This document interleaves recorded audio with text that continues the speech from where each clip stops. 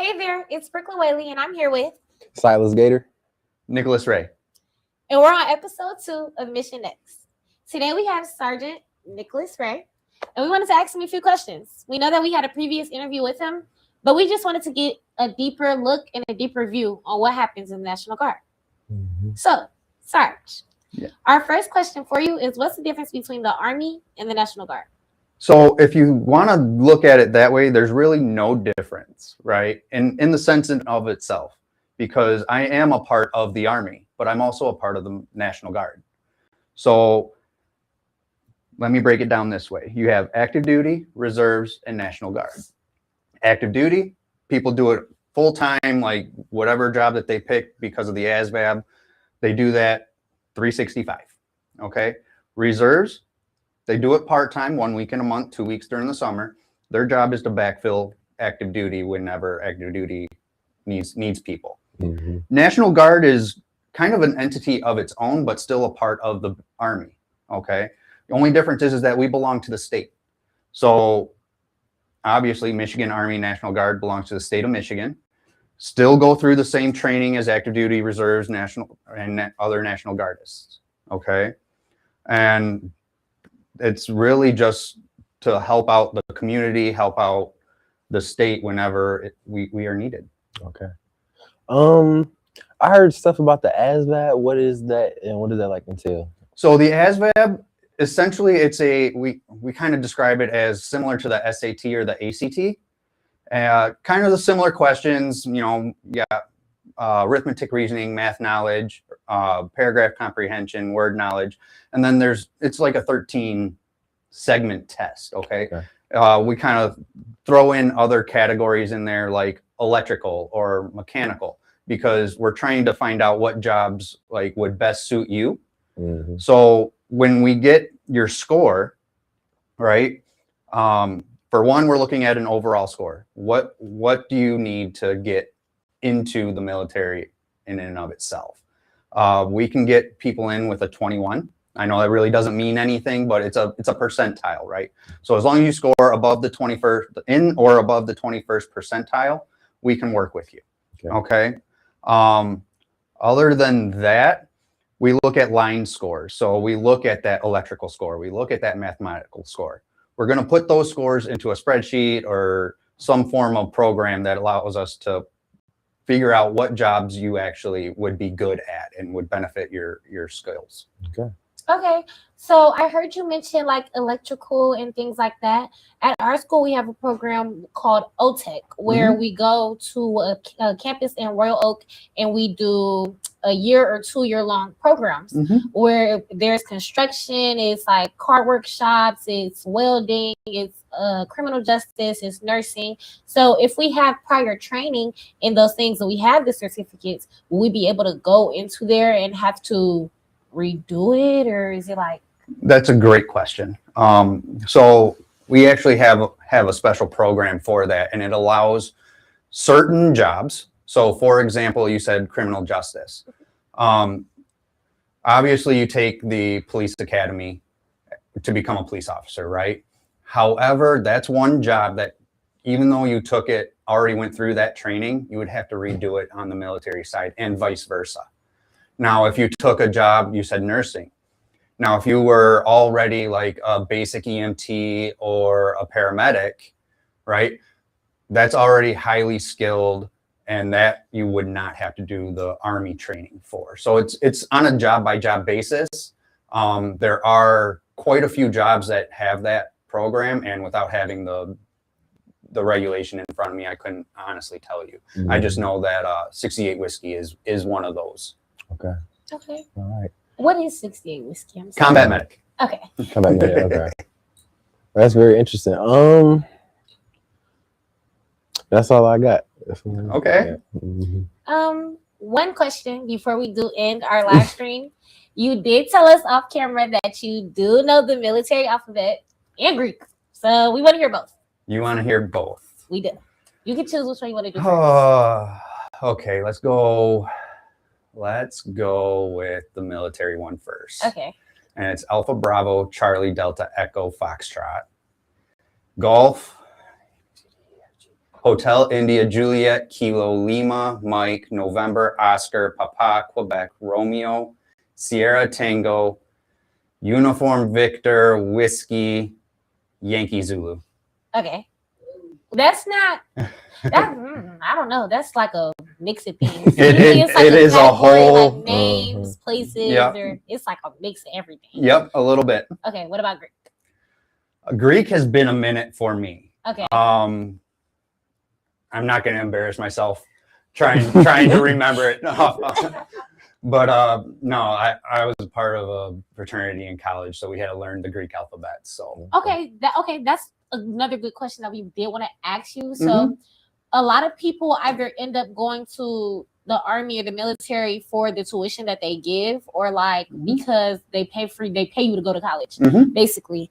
And is it like even if you don't go to college, do you still get paid to go, or is it like and then also do they get to decide what college I go to? So great question. College benefits is one of the big things with the Michigan Army National Guard, because we not only get federal assistance, which is $4,500 a year, right? Paid directly to the school of your choice. Okay. So you get to apply. But you also get state tuition assistance, which goes back to an added benefit of the National Guard, right? Which the state of Michigan gives $14,400 in addition to the $4,500 that you're already getting. That's nice. Per school year? That is per school year.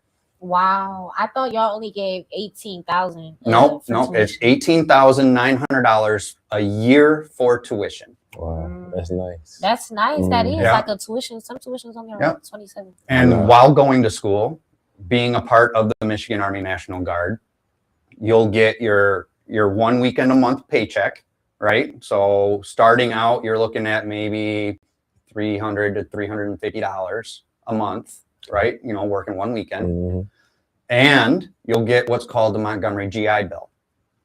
That's an additional $491. So just in the Montgomery GI Bill and your 1 weekend a month pay, you're looking at almost like a little over $800 a month just for going to school full time, 12 credits minimum a semester, and working 1 weekend a month. Okay. That's great. And when can you start off with the National Guard? You can enlist, right? You can enlist into the Michigan Army National Guard as early as 17 years old and be a high school junior. So you don't even have to be graduated from high school yet to join us. It's just a way to get your contract started sooner and get you those benefits and get you to training and get you everything that you need to be successful when you are applying to colleges. For example, think of University of Michigan. How many people are applying to that school in a year? Crazy amount. Crazy amounts, right? Tens of thousands. Now, how many veterans do you think are applying to that school? Maybe a couple thousand? Yeah. You would be applying to University of Michigan, to Michigan State, you know, pick your college as a veteran instead of an everyday person. So I would have a little bit more rank with it. You would have what we call veterans preference. Yeah. And that carries with you your entire life. So employers look for people with veteran status. Why? Because you're dependable. Because we're on time, right? Training comes easy to us, right? So it's not something that we have to be micromanaged. And plus, it's something that with the National Guard, working 1 weekend a month, you can carry a full-time job. You can go to school full-time. You can get started in the trades early and then use our Helmets to Hard Hats program, and we can get you in contact with the union once you graduate high school. Sounds real nice. That sounds nice. Yeah. So now I have two questions to just back that. First question is, say I want to go to college out of state, but I enlisted in the Michigan National Guard. Would I be able to transfer, or would it be like you have to stay in state because you started in Michigan? That is a great question. So I referenced that, you know, you start your contract early, right? It also starts your time in service. Okay. Now, let's say you do go to college like in Georgia or in Alabama, pick any of the 50 states and 4 territories. You can what we call interstate transfer. So you apply with us as a junior or a senior before graduation. You go to basic training, go to job training, come back, but now you're going to school in Alabama. You can submit a packet and say, look, I'm going to school in Alabama. Like, can I just transfer? I've already got my basic training done. I've already got my job training done. I just need a unit I can drill with. That's what we call our 1 weekend a month is drill. And those get approved more often than not. Okay, then my next 2 questions are, because after you said that, it gave me I get it. So if I I went to basic training and I just feel like the Army isn't for me, could I drop out, or is it like because it's a contract I got to sign for 6 years? It's like, can I even drop out the Army if I feel like it's not for me? And what happens if I just stop going? So if you just stop going and like figure out this isn't for you, yes, you signed a contract. Now, if you just stop going, you're doing what we call AWOL, absent without leave. And that can have some serious ramifications, even lead to like a dishonorable discharge. And that's something that people don't want on their record, because when you apply for jobs, they ask if you have a DD-214, and on it, and if it says dishonorable, you know, you're more than likely not getting that kind of job. Yeah. Okay. It's a big decision, but it's definitely one that we try to remember the benefits on why you joined. Remember like your why, right? So for you, if you're going to college, like my why would be tuition. Your why would be tuition. Like all I got to do, if all I have to do is basic training and job training and then work 1 weekend a month, why would I not stop? Why would I not want to do that? Yeah. Right? Gotta get through the hard times to get to the easy times, right? Basic training, job training, hard times, 1 weekend a month, easy times. Mm-hmm. Okay, and then I know that I've seen this on the internet that the Army and the Navy have football teams. They do. Have sports. Yes. I didn't know that. Me neither. Do they play against each other? Like, who do they play against? I They- see that they- the Navy has a real life good football team too, and I did not know that. Yeah, no. So they play each other, but they also play other teams as well. I may be wrong, but I believe like they play everyday teams like U of M, MSU, Alabama. Really? I did not know Yeah, that. like I did not they're know a that. part of their own little conference, and the Navy Army has like a really big rivalry. So it's always fun. It's always fun to watch that game. Do you remember when we were in elementary school and they used to make us chant, "Go Navy, be Army," or "Go Army, be Navy"? I remember Yep. that. Oh my gosh. Absolutely. Okay, my last question for you would be, we can't get too political into it, but if I'm a minor, could I still be deployed to war? So yes, but it also all depends on like with the National Guard, right? We take into what we have going on in our lives, right? So if let's say you're a doctor, right? Obviously, we need surgeons, we need doctors in the military. However, like if you're in your doctorate program 3 months away from getting your diploma, right? That would be a hardship. Yeah. And that would be like if a partial unit is being deployed. Now, if an entire unit is being deployed, you know, it's kind of, sorry, you're kind of voluntold to go at that point.